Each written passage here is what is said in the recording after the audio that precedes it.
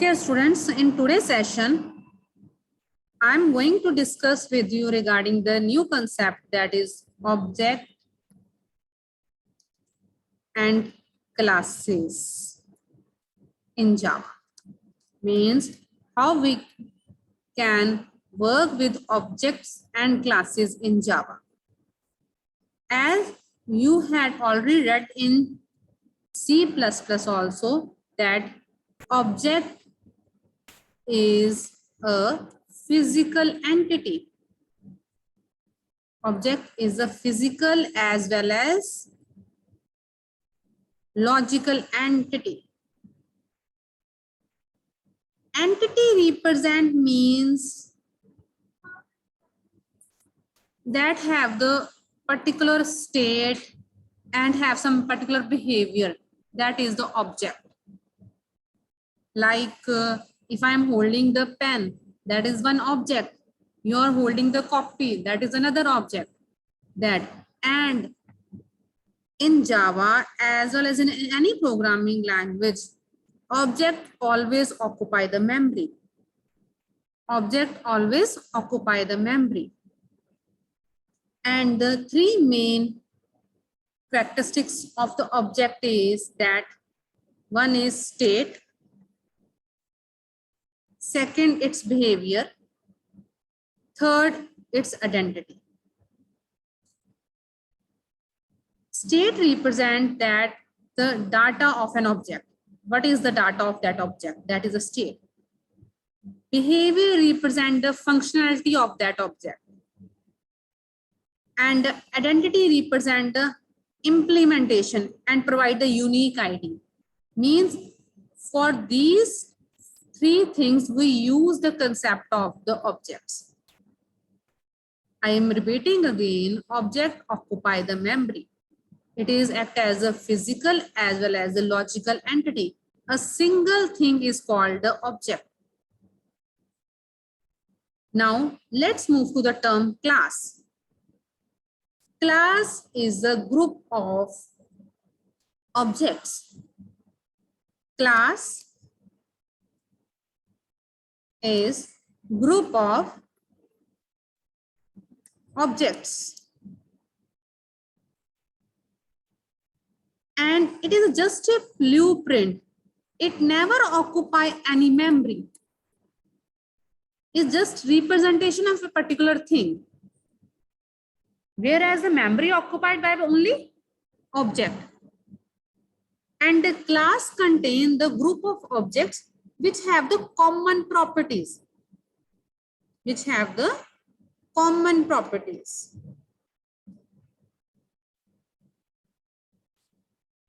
Class is the group of objects which contain the common properties, and this class is just a blueprint. And the blueprint means it doesn't occupy any memory. Memory is always occupied by the object. And it doesn't contain any physical memory. It is just a logical entity. It is just a logical entity. It is not a physical entity. Where an object is logical as well as the physical entity. Now, let's move how we can write anything within the class. Means a class in Java can contain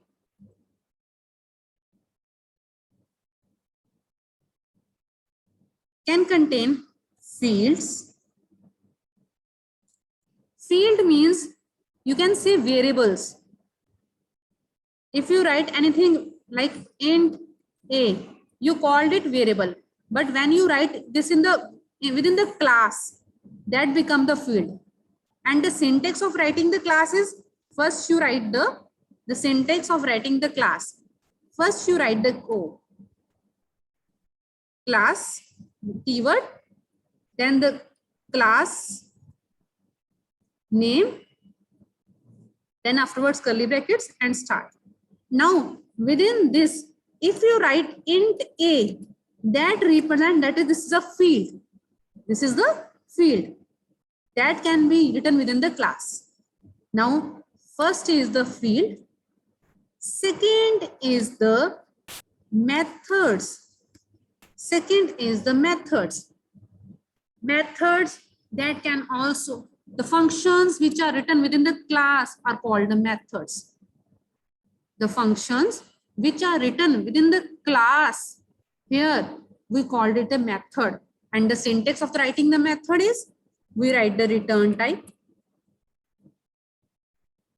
we write the return type, and then the method name or the function name we called it, and method name with brackets, and within that the definition of the method, the content you want to use for that. This is a method. When it is written within the class, that become the method. This is the second thing that we can add it into the class. Third thing that we can write within the class, that is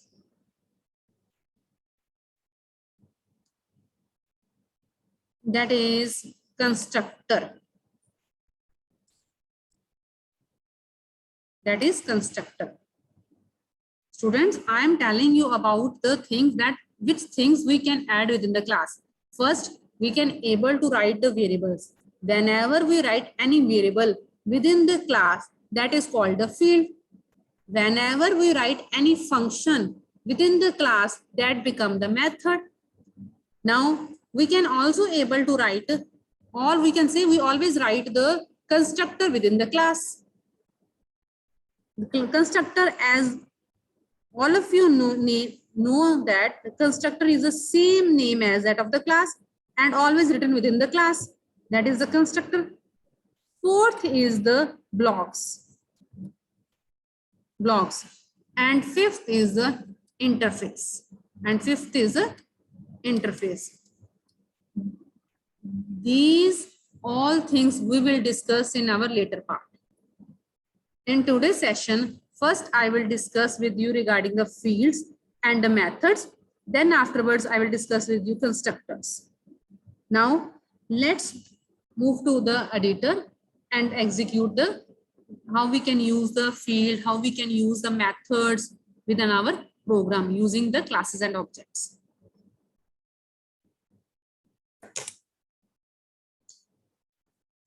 Now you can see their editor.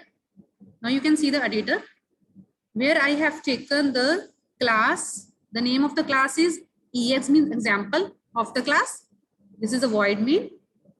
And within the void main, first I am taking the single class and I am going to make the object of this class. I am going to make the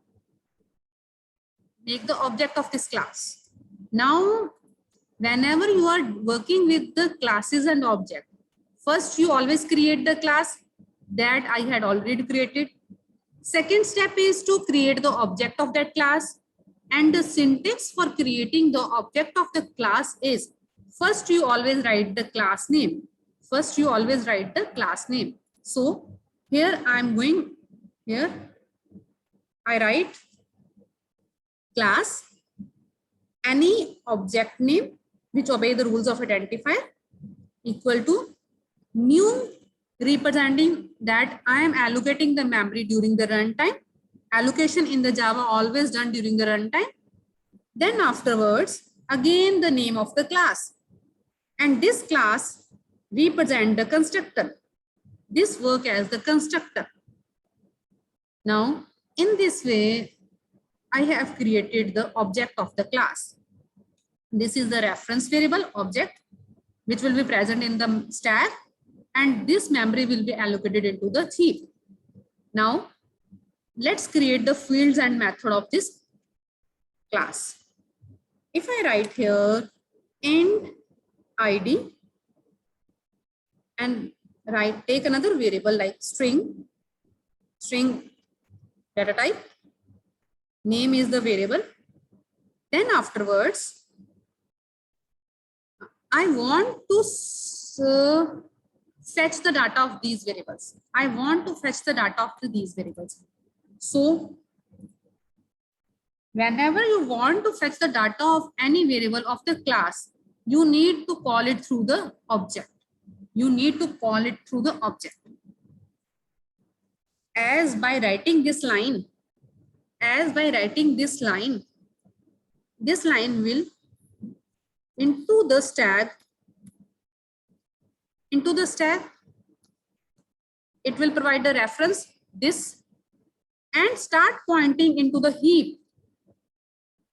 And into the heap, it will allocate the memory, that is one for the ID, integer, and second for the string, that is name.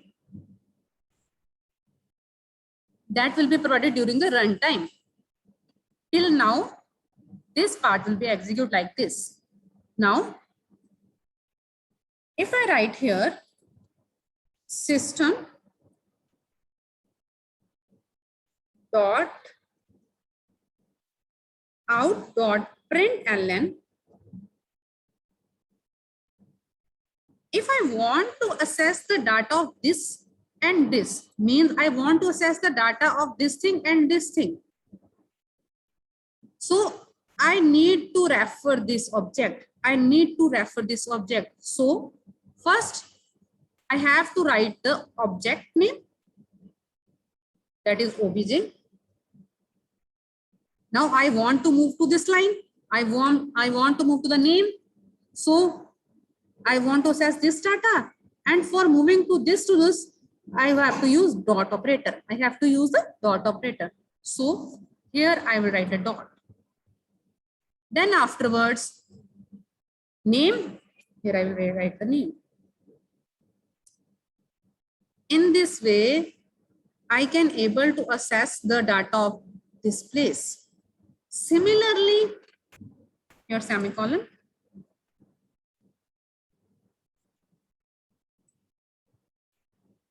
Similarly, I can also able to access the data of this variable also by name of the object. The name of the object is the obj. That is the name of the object. And I want to move to the this, that is the ID. I will write here obj and ID word.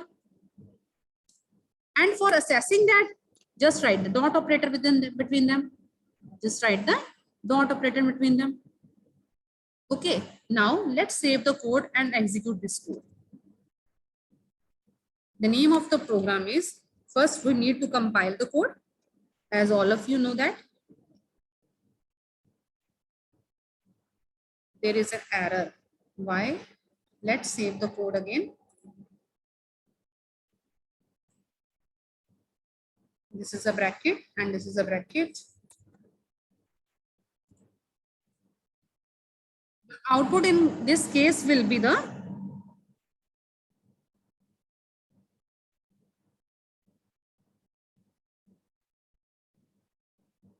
null and zero.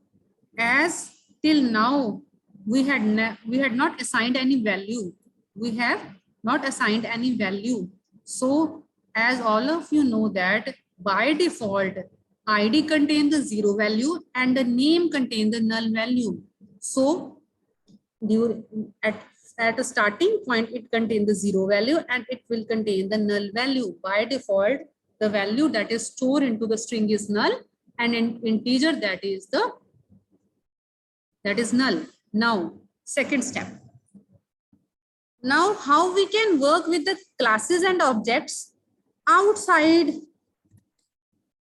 the main. Outside the main. Now I am going to make the program that includes the class which is outside the main. Now let's create another class.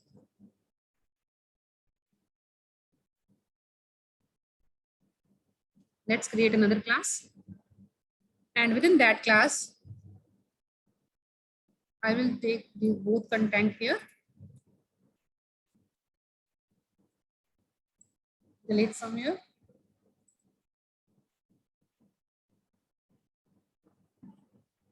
Okay.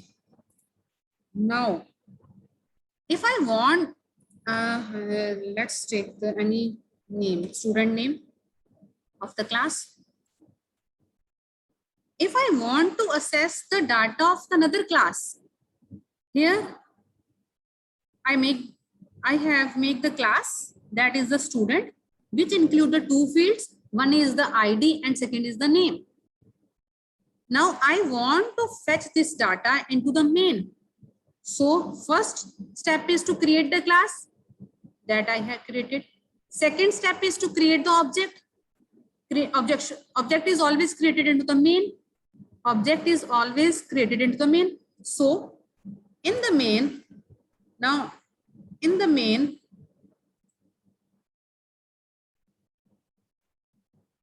I write class name student, object 1 equal to new student. Now I have created the object obj1 that is of this class. Now I want to access the data of this class. So I write here obj1 dot name, obj.1 dot id. Let's save the code.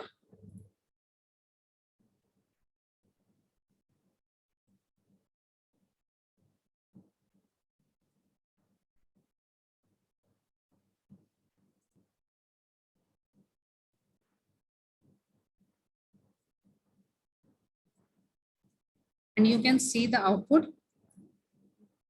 Let's compile the code first. Run the code and you can see again the value is null and 0. Now in this program, I have created the class, one more class, which is outside the class.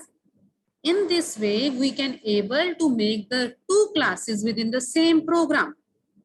This is the one class. This is another class.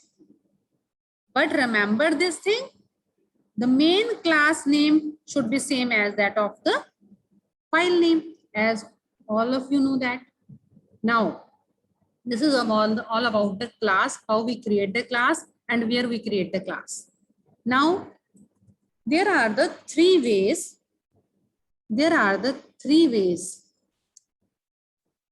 to initialize the objects. There are the three ways to initialize the object. One is by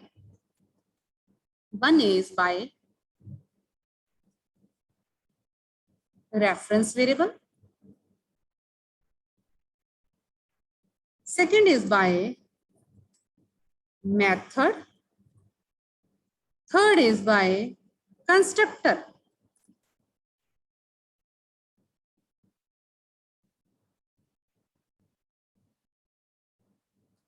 There are the three ways to initialize the object.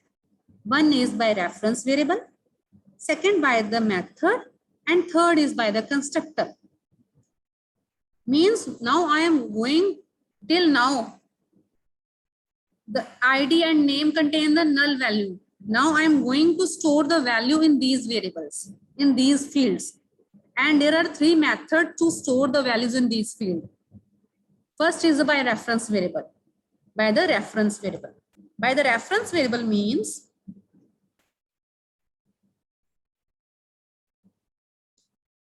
here as obj is the object, obj1 dot.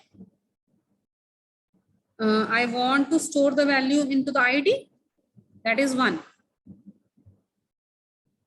obj2 dot name equal to within a string. As you know, the name is a string, so we have taken the double quotes, and within that I write Shivani. Now let's okay. Now let's save the code and run this code.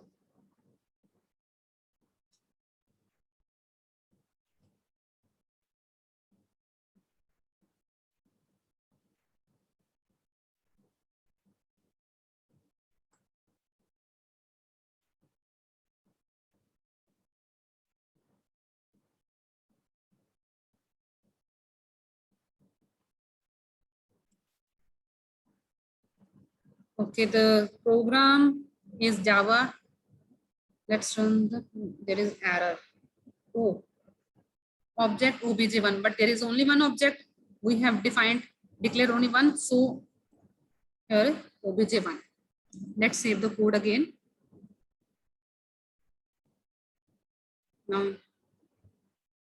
Now you can see the ID and the string name contain the values, that is a Shivani and the 1. This is the first way, that is by the reference variable. As you know, obj is the reference variable. As all of you know that obj is a reference variable that is stored into the stack. And with that variable, we are trying to store the data into the field. Directly, we are trying to store the data into the field. Like we are directly object, here is obj1. Here is obj1.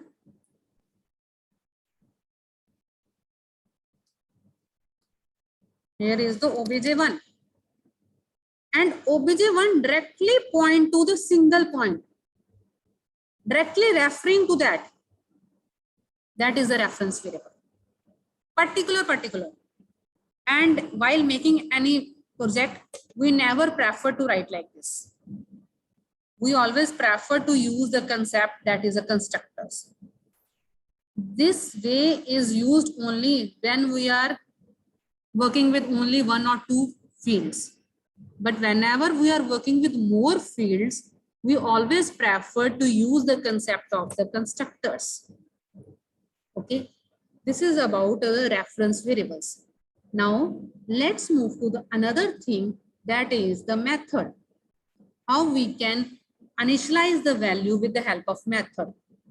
First, all of you know that how we can create the method in the class.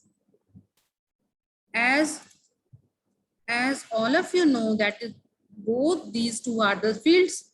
Now with the fields, here I create one method like input, input data. Okay, within that input, taking 2 parameters. One is int I and second is the string and for the name.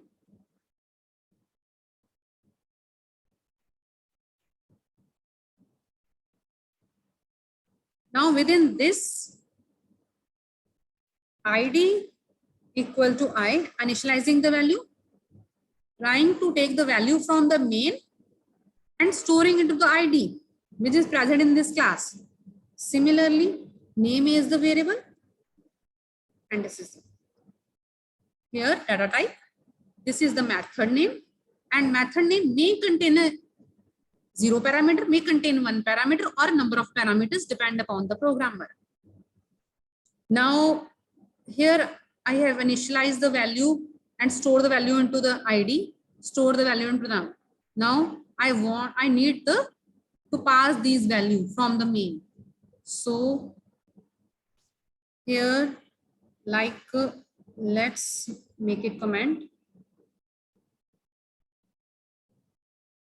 Now again obj1 dot. Now I want to call this method. So again here for calling input data obj assess, call the method, and as you can see the method contains the 2 parameters. So we also have to pass the 2 parameters. We have declared here the 2 parameters. We had defined the 2 parameters. So there is a need to define the 2 parameters also. So first I take int is the integer value. So need to write the integer value. String, that is the string. So need to write it in double quotes and write anything like this. So while executing the code by the compiler, first it will allocate the memory, and this memory will be allocated during the runtime. Afterwards, it moves to the second step. And in the second step, first it go to the heap, find out the function and passes the value and transfer the control to this line. Where I contain the 1 and contain the Shivani and store this value here. In this way, we can able to use the concept of methods also. Similarly, if I want to display, I write here display. I write here display. Now, with the display, I want to display the information on the output screen. As all of you know, we always write the system.out.println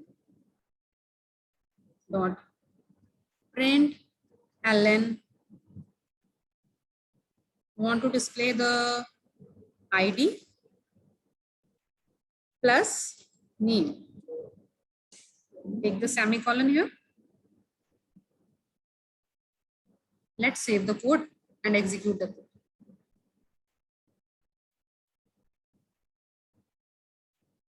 No error.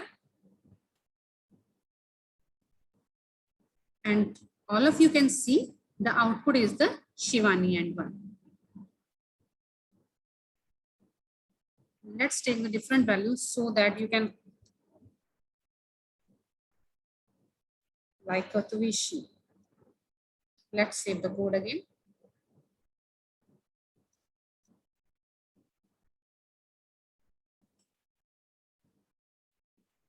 You can see the output is a 3-2. In this way, the methods work in the classes. We can able to create the various methods in the classes. Now, third type is how we can initialize the object with the help of the constructors. With the help of the constructors. So for that, we need to make the constructors.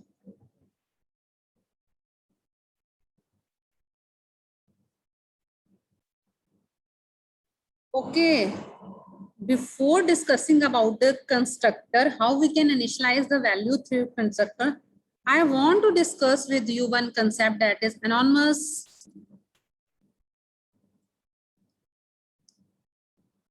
anonymous object. There is the one concept of the anonymous object. In Java, we can able to make the anonymous object, means nameless object, which means nameless object. Okay, the object which contain no name, that is called anonymous object. In Java, we can also able to make objects like this. Let's create the anonymous object.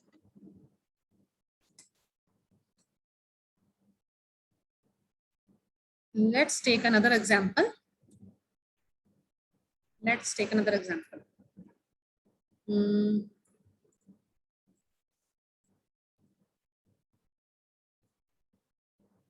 Suppose I want to calculate the factorial of a number using the classes and objects within the same class. Within the single class, if I want to calculate the factorial of the number, so for that, first here I create one method, name of the method like factorial, and within the method I write the logic, taking the argument. I write the logic of factorial, that first, every time whenever we want to calculate the factorial of a number, we initialize the value. Let's take the variable, initialize the value with 1. Then afterwards, we use the for loop, and taking the for loop within that, again initialize the value I, and for the n values, and this. Then afterwards is fact1 equal to fact1 into I. Semicolon. Okay, and want to display the output, so system dot out dot println, that is the calculate the fact display the fact 1 and then semicolon. Now this is the function, this is the method which I have created within the same class in which the main is present. That is possible to write like this. These 4 statements include the logic of the factorial. Now, as all of you know, whenever I want to assess the content of the method, so I need to make the object of that class. I write like this. And then afterwards, I want to assess the method. I have to write a fact. If the fact contain any value, fact containing the one parameter, so I need to pass the one parameter. Yes, let's save the code and check the output.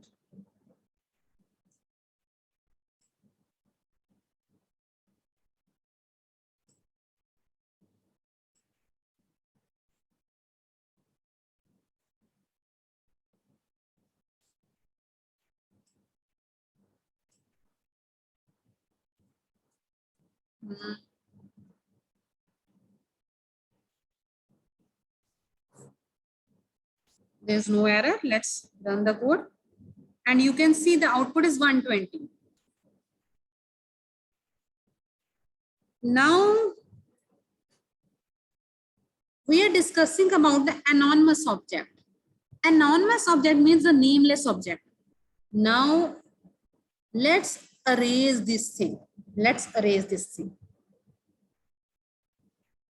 Let's arrange this thing. This is called anonymous object.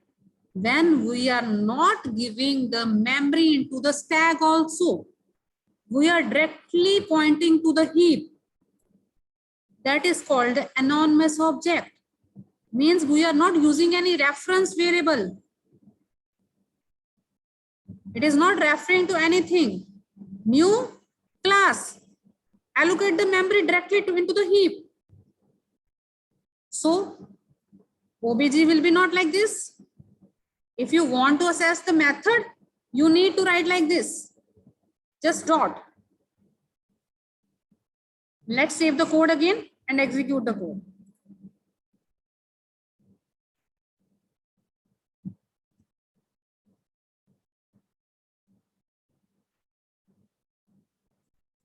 No error. You can see no error. And again, output is 120. I can change the output. I can change the value like 4. Let's save the code.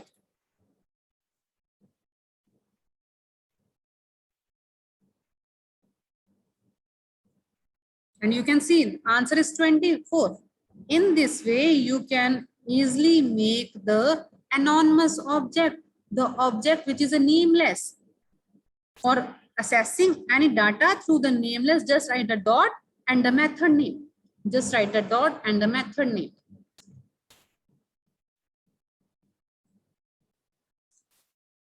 Now let's move to the another thing, that is constructor.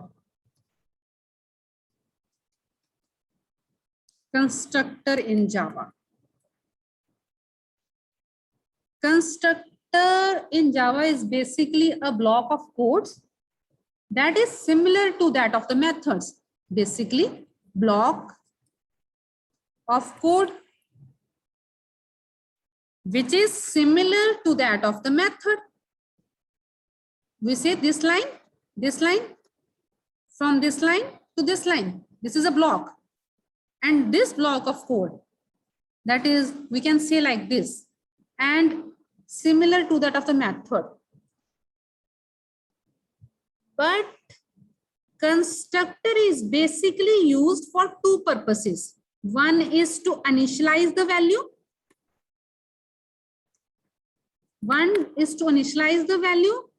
And every time, as you can see in each program, whenever I am writing,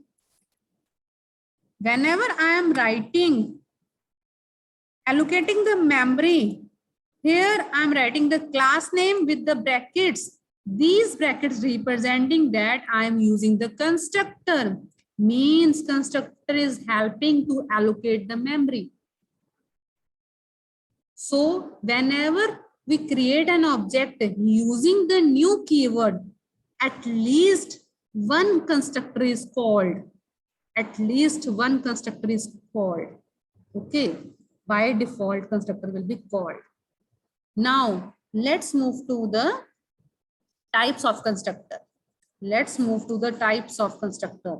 In Java, there are the two types of constructor. One is the default constructor and second is the parameterized constructor. Second is the parameterized constructor. Default constructor means no parameter.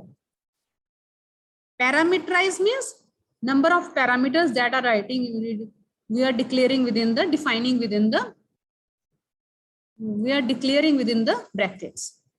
That is the parameterized constructor. First, all of you know that the rule for creating a Java constructor.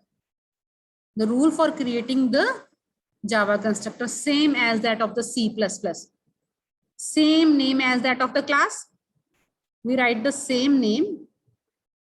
Like here we have taken the E class.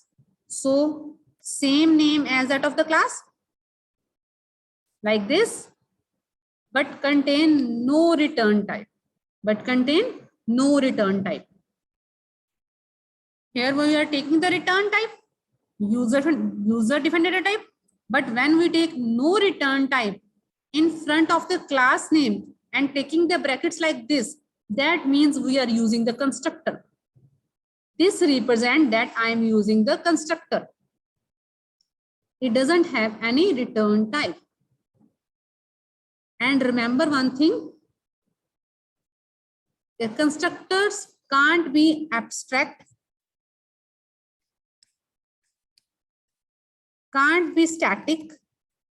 We can't write the static keyword in front of constructor. We can't write the final keyword and synchronized. These terms we discussed later on, a final, abstract, and we never can initialize or define static. Now let's move to the editor and execute the default constructor as well as the parameterized constructor. Let's remove this code. Within the same class, also I can able to make the constructor. So E class with brackets, and within that, if I write something like system dot out dot print ln and Java, close the constructor here.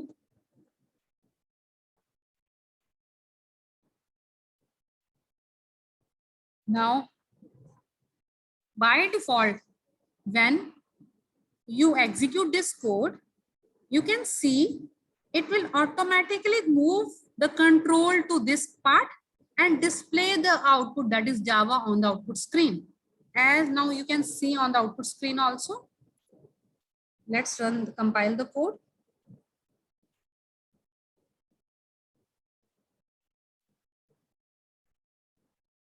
Let me save the code again.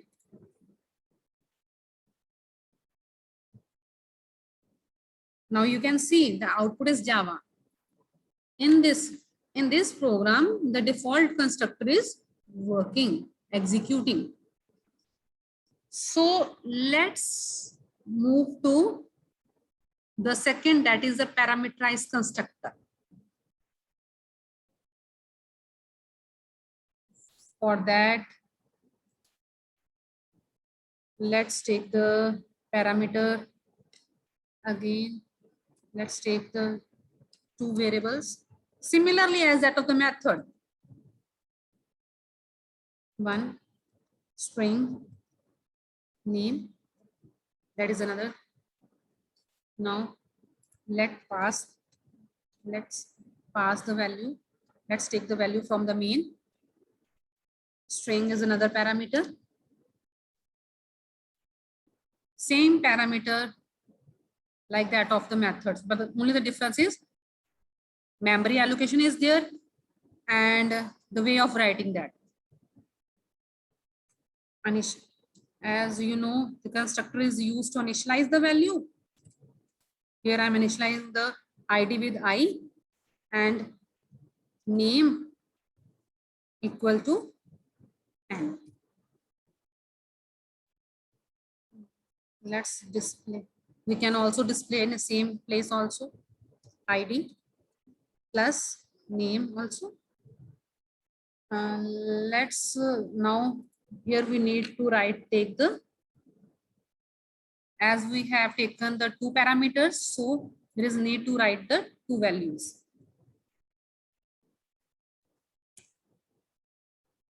Let's take one more.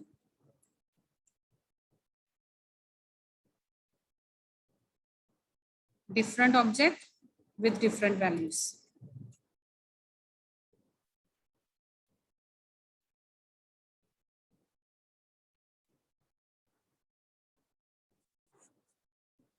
Let's see. Let's run the code now. No error. And you can see the output that 1 Shivani and 2 is Sakshi. In this way, we can pass the parameters also using the constructor. And this is an example of the parameterized constructor. Now, students, next topic, that is the constructor overloading. Next topic of the constructor is the constructor overloading.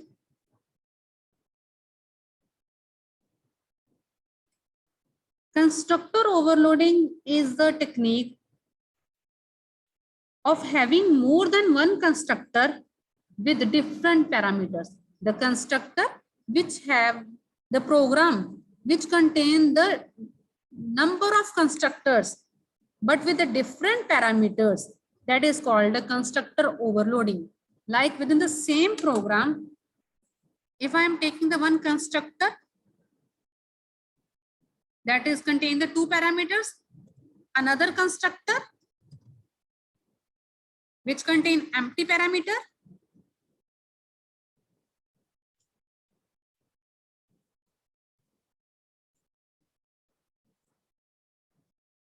okay, this is a one constructor which contain the empty parameter. This is another constructor which contain the two parameters.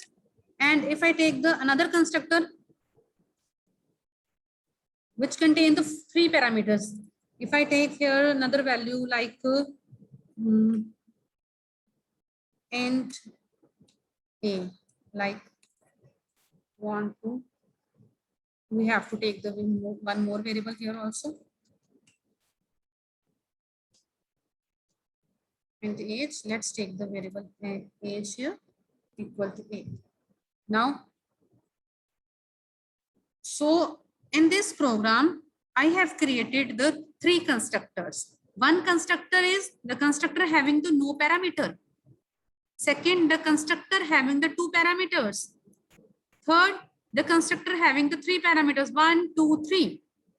So this concept is called the constructor overloading. Means I am changing the definition of the constructor each time, overloading the constructor. Now, when I execute the code, whenever I take the two parameters, which of one is integer and second is the string, it will transfer the control to the constructor having int and string. If I write here only empty constructor, then it will transfer the control to this part. To transfer the control to this part. And if I take another constructor,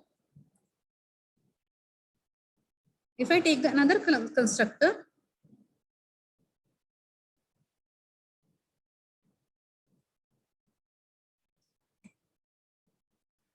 which contain which contain the value. Okay. Now let's save the code that will transfer the control to the constructor having the three parameters 1, 2, 3. 1, 2, 3. Let's run the code.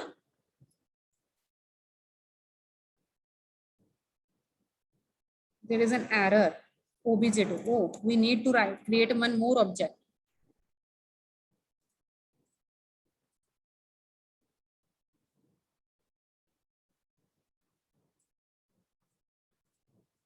We need to create one more object. Now you can see no error. And you can see when I called the first constructor, it displayed the 1 and Shivani. Empty constructor means no value. So 0 and null. And last, it displayed the value. Oh, we have to write here plus age also. Then only it will display the age. Let's save the code again. Yes, you can see now the output 35. The constructor's parameters can be vary in the number as well in the data type also. You can write like this also. First, here you can take the integer constructor, one parameter. Here you can take the one constructor of the string parameter. That is also the possibility. It will also work. But never try to write like this. Within the same program, you never write like this. One constructor of the integer type, another constructor that is also integer type. It will generate error. You have to change the data type, or you have to change the number. You have to change the number, or you have to change the data type. In this way, the constructor overloading concept is implemented in Java. Now let's move to another thing. There is the one Now, as you had already read in C++ about the copy constructor. All of you had already read about the copy constructor in C++. But in Java,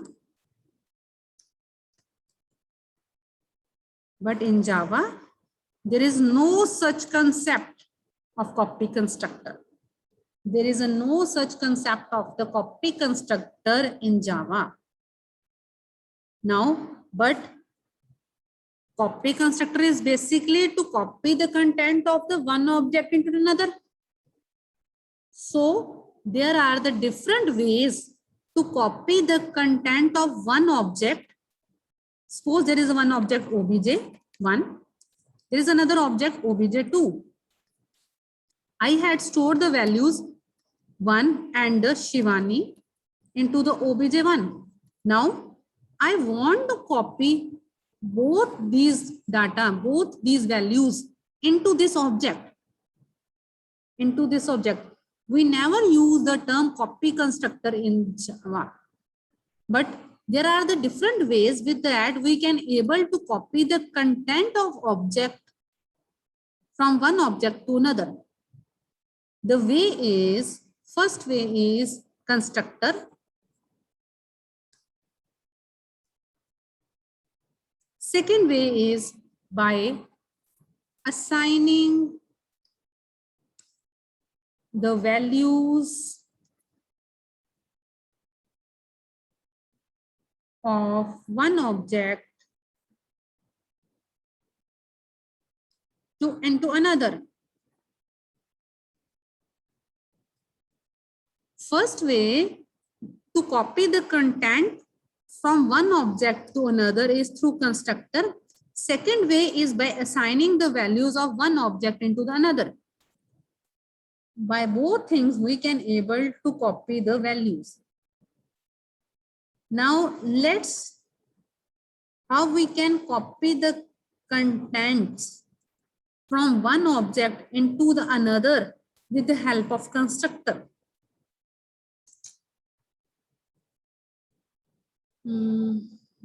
Let me erase this part and also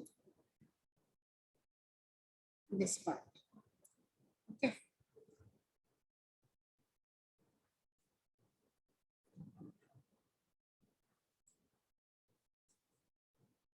Now I'm going to copy the content of the one object that is in obj1.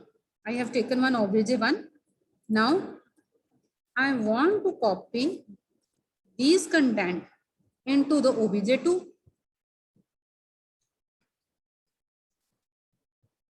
Okay. I want to copy the content to this with the concept of the constructor. So if we are discussing about the concept of constructor, here I make one more constructor. Now listen carefully, students. Here, whenever I want to copy the content, here, as you know, we use the parameters, like the first we write a data type and then the variable name. First we write the data type and then the variable name. So here again I write the data type, but the data type is user defined. But the data type is user defined, and the user defined data type is the E class. As you know, the class is also one user defined data type. So here I write the, instead of the int float string, I write here user defined data type, because I want to copy the content. So I need the object. So for declaring the object, I need the data type, that is the class, and this is the class. And here I take the one variable, any object. Okay. So if I write here the obj, so I need to pass the object here. Which data I want to pass? I want to pass the data of obj1. So I write here obj1. So I write here obj1. Now, first it will display the values. Then afterwards, it will transfer the control to this line. This will pass and transfer the value into this class. Now, here, let's id equal to obj, the id which is present into the obj. Name, the name which is present into the obj. Want to display the name?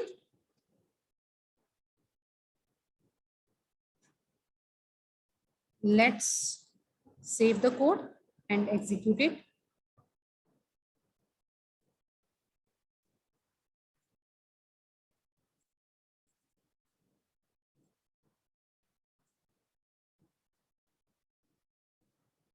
Error. There are the errors. Let's save the code again and check. Now you can see the output is same. The content which is present, we had taken here, one Shivani, is now also available in another object, that is obj2. In this way, with the help of the constructor, we can able to copy the content of the one object into another.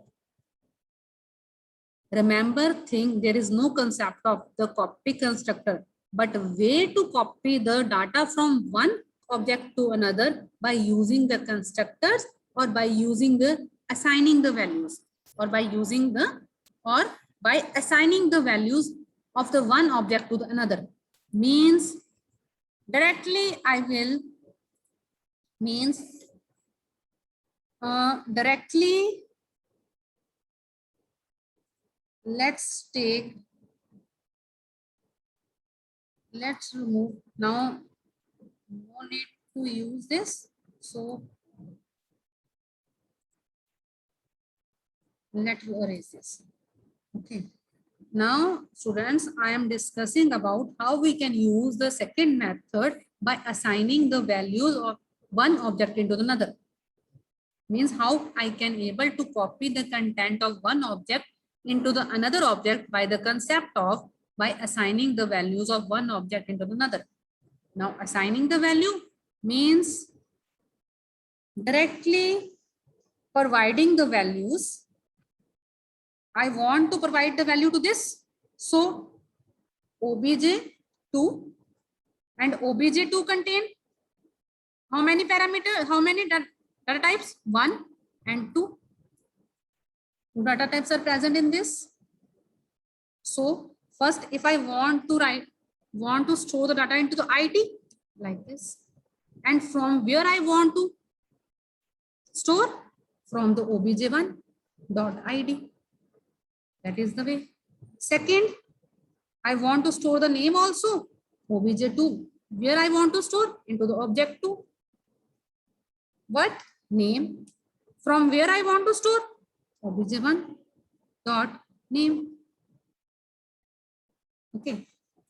This is a class. This is an empty class. And this is the parameterized. We have two constructors. Yes.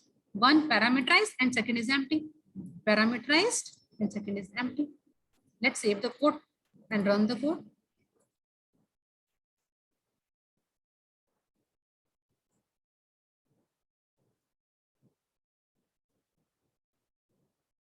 Now you can see the output the same. If we want to display the data, or let's take one object here of object2, and let's take one display method of that object and call that method void display.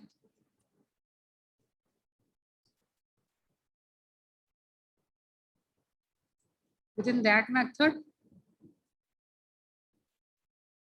call this and run. Let's save the code again. And you can see now the first data that will be in the present in the first constructor. Afterwards that, let's execute this code. You can see the program always start from the main. Compiler move to the main. Then afterwards compiler move to this line. Now this is allocating the memory and initializing the value which contain two parameters. So compiler will find about the constructor having the two parameters and transfer the control to the constructor having two parameters like this. And passing the value 1 and Shivani here. And both these values will be stored into the ID and the name. And at the same time, you are displaying these values and bracket. After that, it will again transfer the control back to the next line. Now here, you can see there is the object reference variable and constructor empty. So again, it transfer the control to this line. Empty constructor, move to the next line. obj2 means I am taking the object